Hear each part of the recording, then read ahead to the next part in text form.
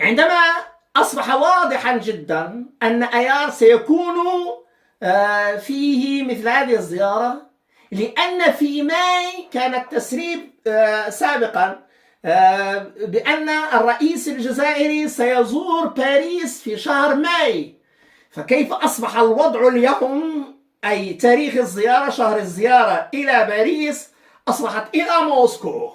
من الذكاء التكتيكي المعروف أن الرئيس الجزائري المحسوب على صلاته بالرئيس الفرنسي، ما الذي حدث؟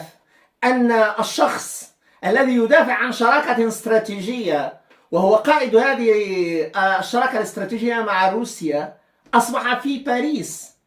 وهنا طرح سؤال: لماذا ليس تبون وكان وزير الدفاع؟ لأن ما لم يستجب الفرنسيون لكل الطلبات التي يريدها الجيش الجزائري، فإن وزير الدفاع والذي هو الرئيس لن يباشر أي اتفاق إلا ما بعد معرفة ماذا سيعطيه الغرب وماذا سيعطيه الفرنسيون. هذه مسألة أساسية أولى.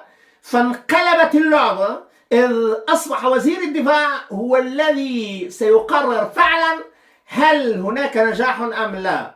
وعندما قرر الرئيس الجزائري أن يكون شهر الزيارة إلى باريس إلى موسكو، فهذه رسالة إلى باريس بأن قضية الشراكة الاستراتيجية، أي عدم تحويل هذه الشراكة إلى شراكة استراتيجية وبقي الوضع على السياسي والاقتصادي حصرا.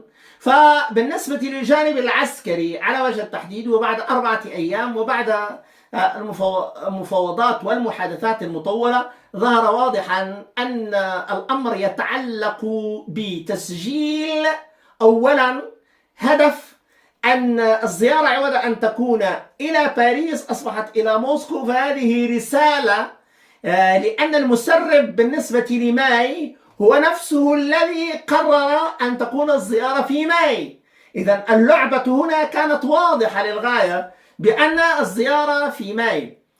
وكان متوقع عند الذي يفهم السياسة الروسية والجزائرية وكيف تمت هذه الزيارة لرئيس الأركان، كان واضحا للغاية أن عدم ظهور بيان في الإليزي وأيضا وزارة الدفاع أنكرت كل هذا من أجل الحفاظ على علاقاتها الكلاسيكية وأنها لم تستجب لكل مطالب الجزائر. هنا كان واضح أن الغرب لا يستطيع الاستجابة وأن لديه أزمة أساسا في كثير من الأسلحة المطلوبة، لأنها وجهت بطريقة أو بأخرى إلى أوكرانيا وهناك خصاص أصلا، ولذلك فالاتجاه إلى موسكو أصبح بمثابة حكم الضرورة. ماذا سيعطي الفرنسي للجزائر؟ هذا هو أهم سؤال.